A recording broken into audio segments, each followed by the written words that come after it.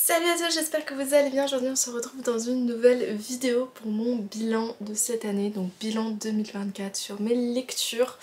Je vais pour cette vidéo prendre en compte l'application Babelio. C'est vrai que l'année dernière j'avais fait un mixte Babelio Goodreads, qui sont deux applications différentes, mais cette année j'ai pas du tout utilisé Goodreads, donc je ne peux pas vous faire de bilan Goodreads. La seule chose qui est différente vis-à-vis des deux, c'est que je trouve que Goodreads à la fin de l'année t'as un déroulé, c'est trop cool, genre tu déroules et t'as tous les livres que t'as lus et tout, mais le problème c'est que dans Goodreads il y a plein de livres français qui ne sont pas là, notamment d'auteurs autopubliés ou d'autres livres même, qui sont publiés dans des maisons d'édition mais qui ne sont pas sur Goodreads et que je trouve super dommage, et j'ai pas trouvé vraiment la manière d'ajouter. Et puis surtout Goodreads c'est tout en anglais alors que Babelio c'est en français, je peux mettre mes chroniques en français, etc. Donc je suis restée sur Babelio et en plus voilà, j'aime bien Babelio personnellement parce qu'il propose plein de choses. Pas du tout eu un partenariat ni quoi que ce soit, mais voilà, je voulais juste parler de Babelio parce que c'est vraiment une appli que j'aime beaucoup. Je trouve il y a plein de moyens de partager les livres, de chroniquer. Voilà, l'organisme propose des choses, que ce soit sur Paris, des rencontres avec des auteurs. Il propose des masses critiques dont j'ai pu bénéficier cette année. Je vais vous parler voilà, de mon année rétrospective. Je vais vous parler également de comment s'est passée l'année, de peut-être mes résolutions, etc. Et ensuite je vous parlerai de l'année prochaine, notamment des partenariats que j'ai pu avoir, de mes perspectives un peu, de qu'est-ce que je compte faire pour la chaîne. Des choses assez peut-être basiques, je veux pas rentrer trop dans les détails pour pas trop m'avancer et que vous soyez déçus au final. Mais voilà, j'avais envie de faire ce bilan avec vous et on commence tout de suite.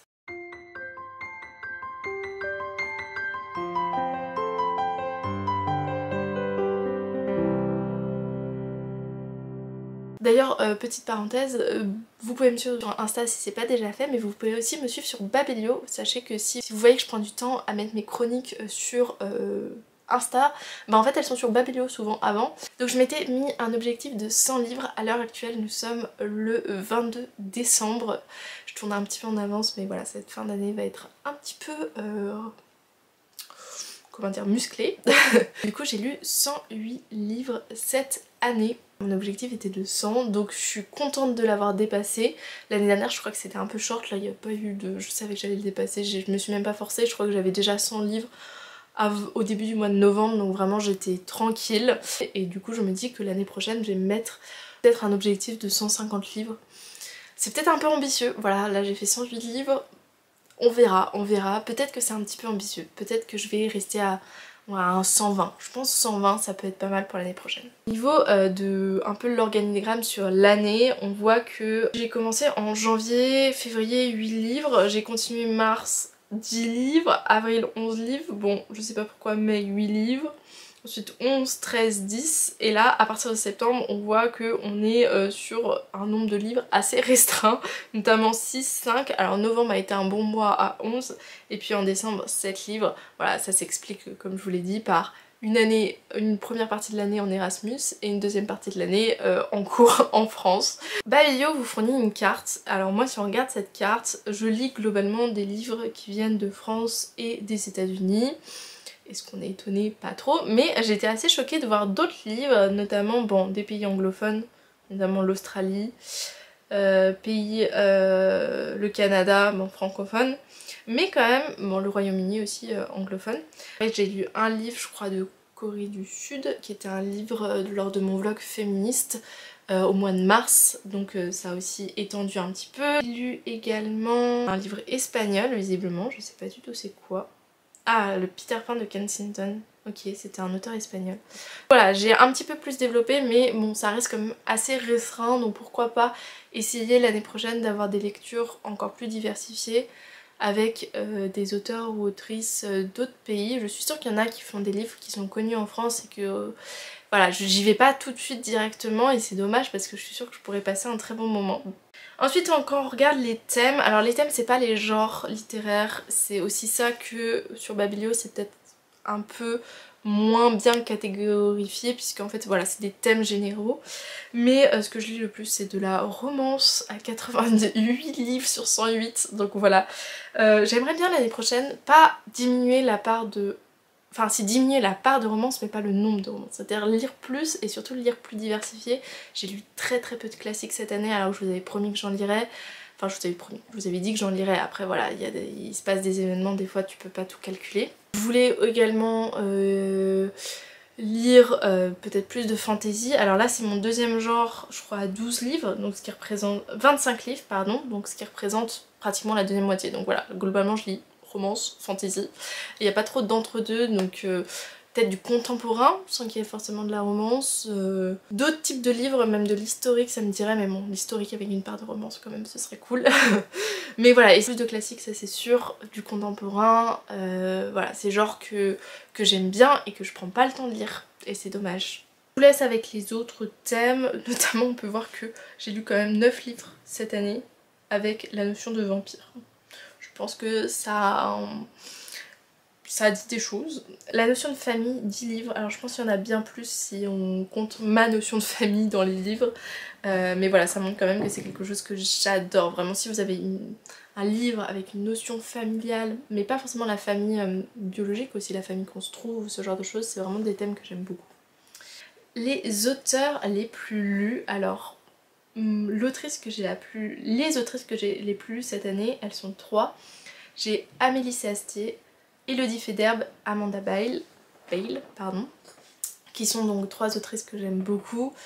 Amélie Astier, voilà, je pense que je vous en parle à chaque fois, c'est une de mes autrices préférées, je trouve que ses livres sont humains, je sais pas comment dire.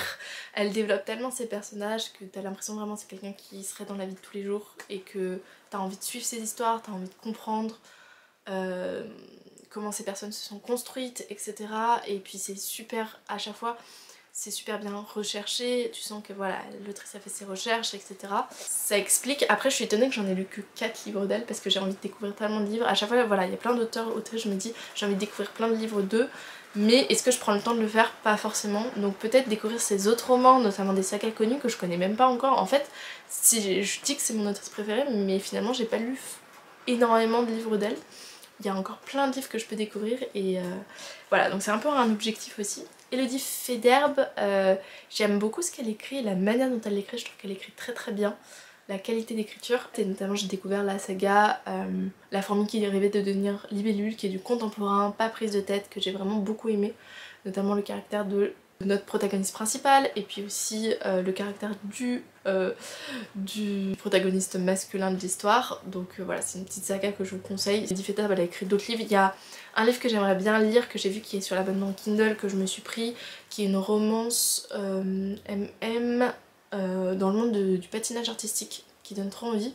C'est vrai qu'on la connaît beaucoup pour Wilhelmina, j'ai lu le tome 1 et le tome 2, il faut que je me procure le tome 3 et le tome 4 et que je me les dévore. Amanda Bale, j'en ai parlé beaucoup et aussi récemment elle a écrit la saga La Meute que j'aime tout particulièrement.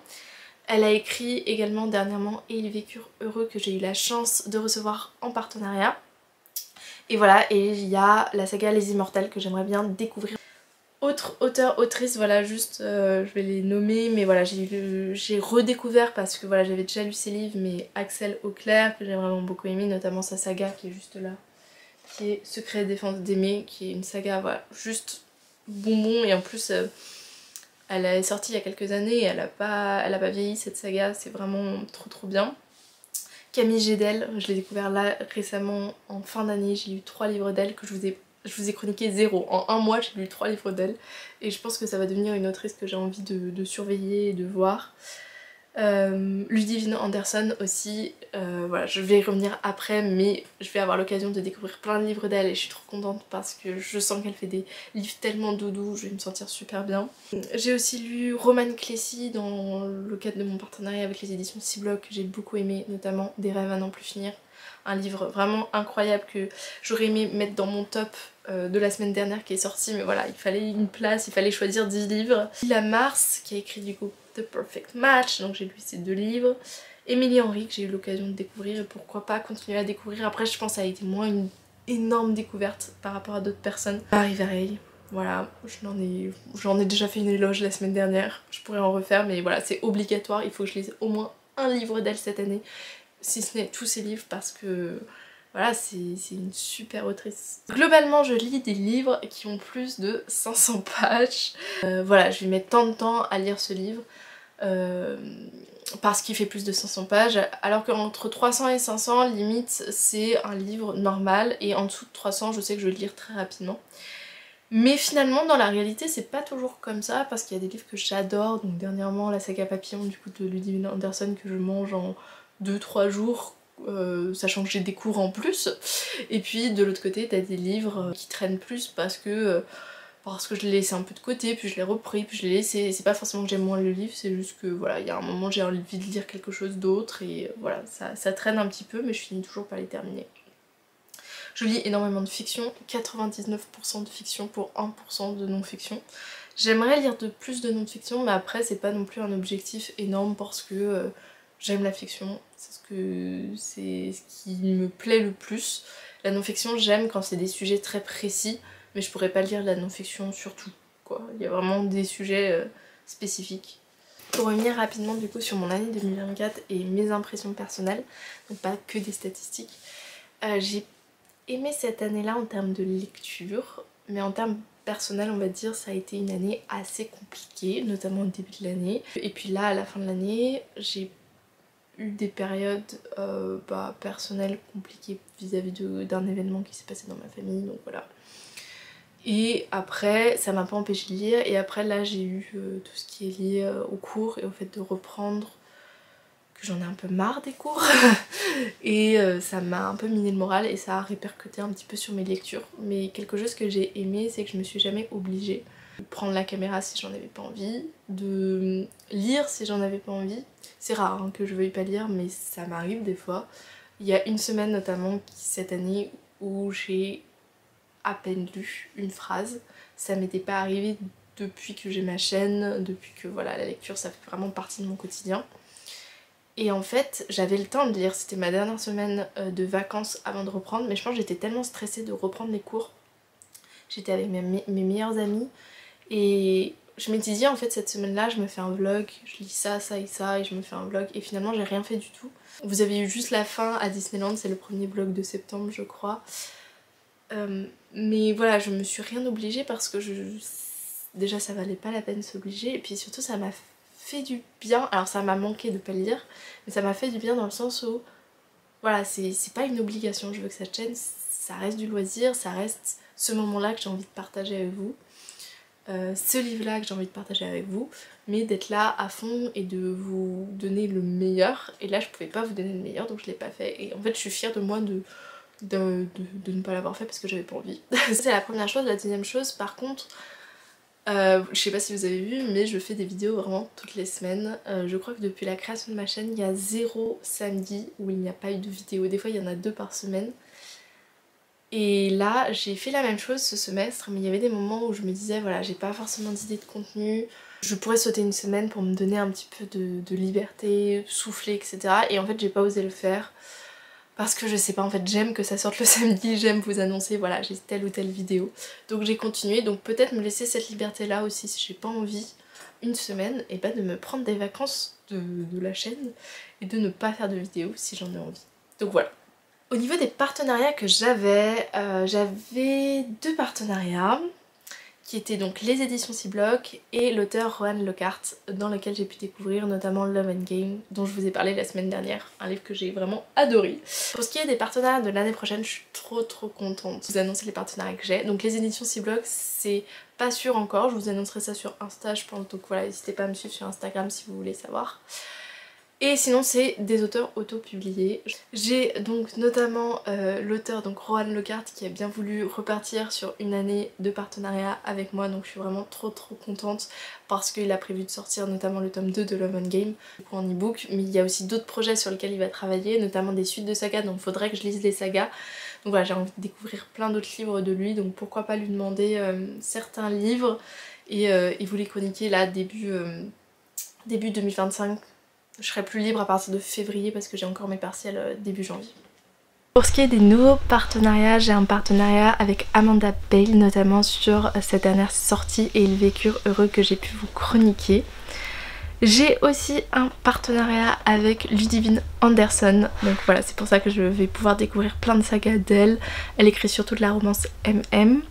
Et je suis aussi trop contente parce que j'ai un partenariat avec Méonie Swan que j'ai découvert l'année dernière grâce à son livre My Dearest Enemy. Aussi un livre dans ma palle d'elle que j'ai toujours pas pu découvrir mais que j'ai trop envie de découvrir, donc qui est L'Océan dans ses yeux. Elle publie surtout des romances MM, donc My Dearest Enemy c'est une romance MM dark fantasy romance. Et du coup pour l'année prochaine il y a plein de projets qui se profilent et notamment le tome 2 de My Dearest Enemy, donc je suis trop contente.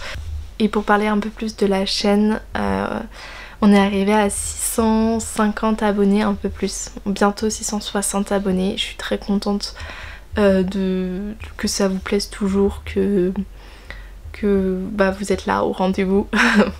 Certains même chaque semaine, donc merci beaucoup. Si vous n'êtes pas encore abonné, n'hésitez pas.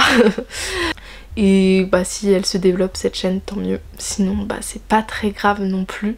600 c'est déjà énorme pour moi, donc voilà, je suis très contente. Et je crois qu'on a fait le tour sur mes résolutions, sur mon bilan, etc. Si vous avez des commentaires, des questions sur l'année, mes projets, etc., n'hésitez pas. Pour le moment j'ai pas mis de choses en place, je sais juste que j'aimerais faire des vlogs thématiques toujours. Il n'y aura pas mon challenge romance vlog thématique cette année parce que ça m'a pris 6 mois, donc la moitié de l'année pour le faire, et que voilà, c'était trop. J'avais vu trop grand. Il me reste même un vlog que j'ai jamais fait et j'ai pas lu les livres encore. Donc j'aimerais bien le faire celui-là quand même. C'est le vlog bonus, donc sur les réécritures de La Belle et la Bête. J'ai 4 livres possibles que j'aimerais lire en vlog.